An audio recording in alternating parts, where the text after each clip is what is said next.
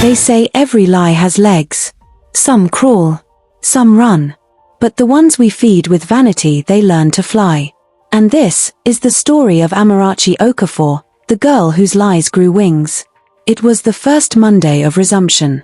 The University of Lagos campus was alive, students dragging boxes, hawkers shouting, taxis honking like stubborn goats. Amarachi stepped out of a Bolt cab dressed like she was late for a music video. Long 30-inch wig, fake designer bag swinging, perfume so sharp it could wake a sleeping lecturer. Girls turned. Boys stared. Phones rose to capture. Amma smiling to herself. Let them look. I was born to be seen. But that was the first lie of the day. Because Amma was not born into wealth.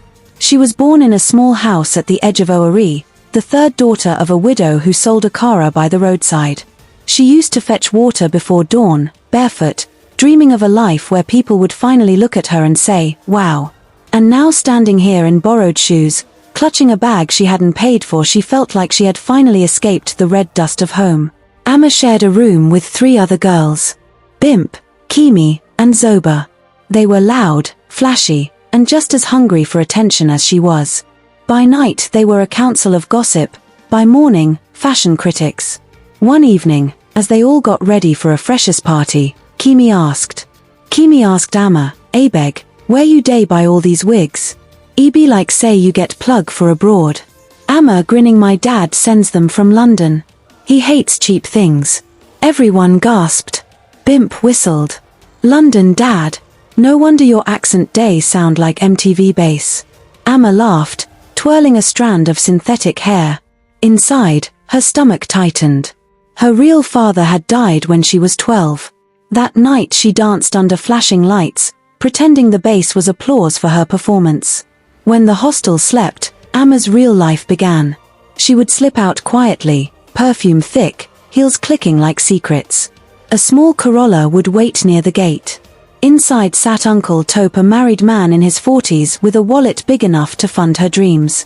He called her my baby girl. She called him sponsor. In restaurants lit with candles, she practiced her lies like hymns. Amma said softly, I'm studying abroad next year. Tope smiling, ah, really? Yes. My father is arranging everything. He believed here, pretended to. Either way, the cash kept coming. And with each deposit, Amma's truth shrank smaller and smaller. One afternoon, Amma stood before the hostel mirror. Makeup perfectly blended, lashes like wings, phone camera ready. She took 50 selfies before settling on one. Caption: Daughter of Grace. Rich blood, royal soul. Within minutes 200 likes, 40 comments. But the mirror caught what the camera missed: the faint scar near her hairline, the shadow in her eyes. Years earlier, in Owerri, little Amarachi used to sit by her mother's akara stand counting coins. Neen, don't envy rich people. Money comes and goes, but truth stays. Amma, but mama, truth doesn't buy shoes. Her mama chuckling, shoes will wear out. Lies too. Only character fits forever. Amma didn't understand then. Now, she'd traded that wisdom for a wardrobe of deceit. At the campus cafe, Amma always had a table near the window, the VIP corner.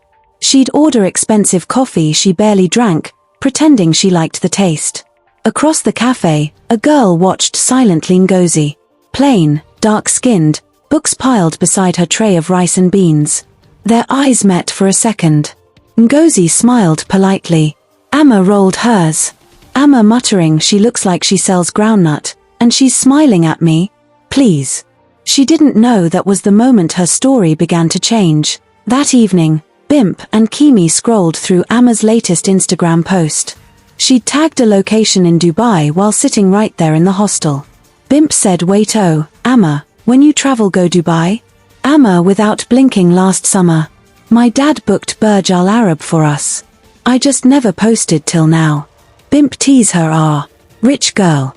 No wonder you don't stress for assignment. They laughed. Amma laughed too. But inside, she felt a chill. The lies were getting heavy. Late one night, her phone buzzed. It was a message from her mother. My daughter, please remember where you come from. Don't let the city change you. Amma sighed, typing quickly. I'm fine, Mama. Stop worrying. She turned off the phone, annoyed. The next morning, she missed her test because she had stayed up editing photos for Instagram. The seed of pretense had taken deep root. And like every weed, it was growing faster than she could control. It was a Wednesday morning when Ngozi Okeke officially transferred into their department. Simple dress. No makeup. Files clutched to her chest. Lecturers greeted her kindly, students ignored her. Amma, however, saw an easy target. Amma to her clique, look at that new girl. She looks like she came straight from the village. Kimi giggling, maybe she did. Amma said, someone tell her this is university, not women's fellowship. They laughed. Ngozi pretended not to hear, but she did. Later that day, in class, the lecturer asked a tough question no one could answer. Ngozi raised her hand and solved it perfectly. The class clapped. Amma's smile tightened. A quiet jealousy began to boil beneath her polished skin. A week later, the department hosted a dinner. Amma arrived in a glittering red gown she'd borrowed from a boutique under the promise she'd pay after posting photos.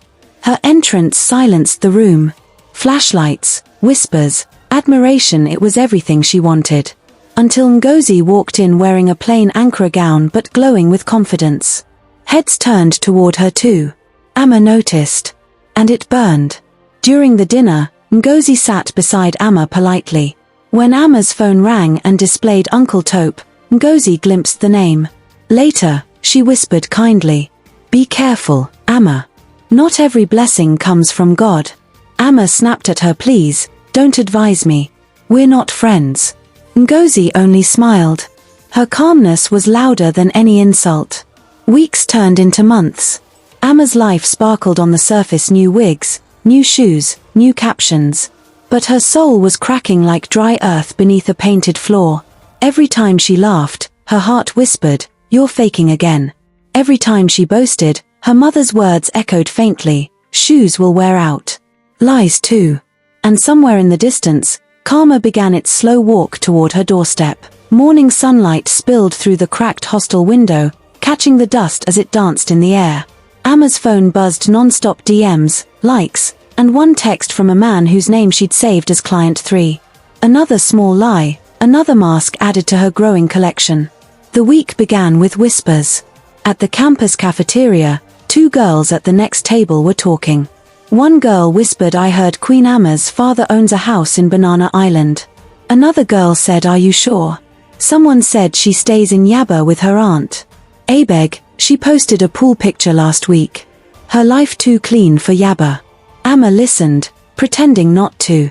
Her lips curved into a proud smile. Lies had become her oxygen. But somewhere inside, a small voice trembled. What if one day, they asked to see that Banana Island house? She drowned the thought with laughter, flashing her phone screen so they could see her new Dubai story.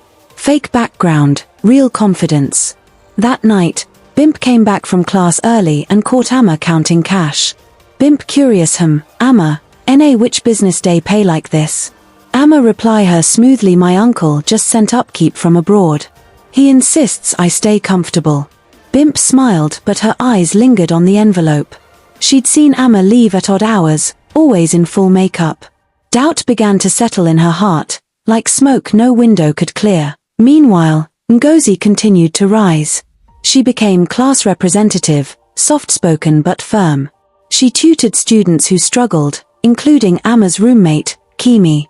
When Ngozi entered a room, peace followed.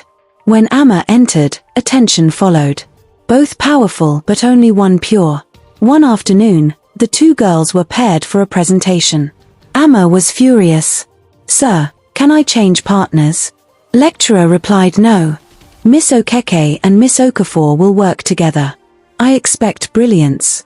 After class, Ngozi smiled politely. We can meet at my hostel to plan our slides. Amma rolling eyes, your hostel? Abeg, I can't survive that heat. Meet me at Palms Cafe instead. Ngozi agreed. At the cafe, Amma ordered 2 frappuccinos, insisting on paying. She wanted Ngozi to see the illusion of luxury. But when Ngozi's phone rang, Amma noticed the caller ID, Mummy. Ngozi answered with warmth, speaking in Igbo, her tone soft and respectful. After the call, Amma asked mockingly, "You still pick mummy's call in public?" "So village." Ngozi smiling, "Of course. My mother's prayers feed me more than any money will." Amma scoffed. "Maybe. But money makes prayers easier to answer." Ngozi only chuckled. "Or harder, depending on how you earn it." Amma looked away, pretending to check her phone, but her hand trembled slightly. A month later, the Student Association hosted its annual gala. Amma planned her outfit like a battle-borrowed gown, rented heels, borrowed glory. She posted before leaving. Banana Island Princess reporting live, face throwing a kiss sparkles. At the event, she shone. People greeted her with admiration. Even Ngozi, who had volunteered at the ticket stand, complimented her politely. But trouble began when a senior lecturer, Dr. Musa, joined their table. He asked. Dr. Musa asked Queen Amma, "Which area in Banana Island is your father's house?" The room went silent. Amma's smile froze. Near Ikoyi side." Dr. Musa nodding. "Oh? I live near there." "What street exactly?" Her voice cracked. "Ah, sir, you might not know it. It's a private estate." He smiled knowingly, sipping his drink. The lie hung heavy in the air, thick as humidity. Ngozi watched quietly from across the table, eyes filled with pity, not pride. That night, Amma couldn't sleep. Her mind replayed Dr. Musa's question. For the first time, fear slipped through her confidence. She opened her messages, 3 unread texts from her sponsor. "Uncle Taupe. Don't text me tonight. My wife is suspicious. We'll meet next week. Be patient, baby." Amma stared at the screen, anger and loneliness twisting inside her. All the luxury she flaunted wasn't hers. It was borrowed happiness. She buried her face in her pillow and whispered, "God, just let me keep this image a little longer." But heaven stays silent when you pray to protect a lie. A week later, news spread across campus that a student sponsor had been caught by his wife. Girls whispered. Amma panicked. Was it Taupe? She tried to call, number switched off. Her hands shook. She turned to Bimp. "If anyone asks, say my uncle just left for Dubai.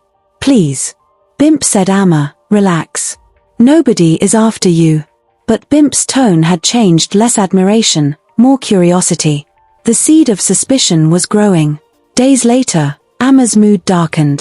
She skipped class, wore sunglasses indoors, ignored messages. Ngozi noticed and approached her gently after a lecture.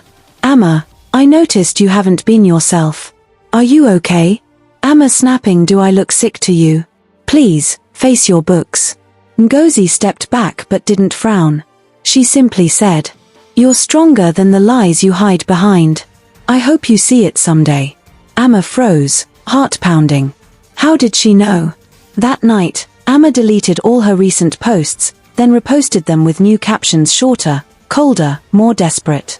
The queen was slipping, and no one knew it yet. A week later, something unexpected happened.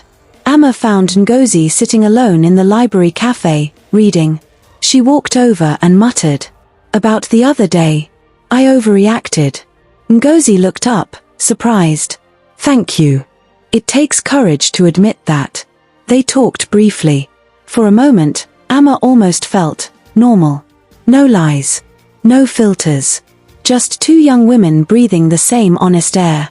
But when Ngozi mentioned she was applying for a scholarship abroad, envy crept back in. Amma smiled sweetly and said, "That's cute. I already got mine. London next year." The lie escaped before she could stop it. Old habits don't die. They wait. By now, Amma's kingdom of deception had grown tall, but its foundation was sand. Each lie leaned on another. Each friend became a threat. Bimp started taking screenshots of Amma's posts. Kimi began whispering about her late-night outings. Even lecturers had begun to question her sudden wealth. And Ngozi, patient, observant, watched it all unfold, saying nothing, only praying that Amma would wake up before it was too late. One evening, as rain drummed softly outside, Amma overheard Bimp and Kimi talking. Kimi asked, "You sure say she no day do runs?" Bimp said, "Abeg, I don't know again." But I'm saving those screenshots, sure. One day, ego help me. Amma stood frozen by the door. Her stomach twisted.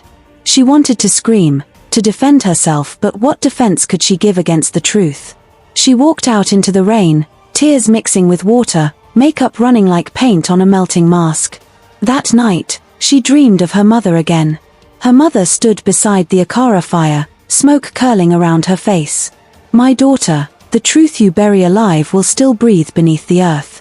Amma woke up gasping, drenched in sweat. Her phone buzzed one new message from an unknown number.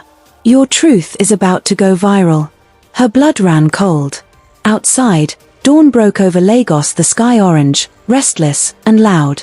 But inside Amma's chest, a quiet war had begun. Every lie she'd told now stood in a line, waiting to be revealed.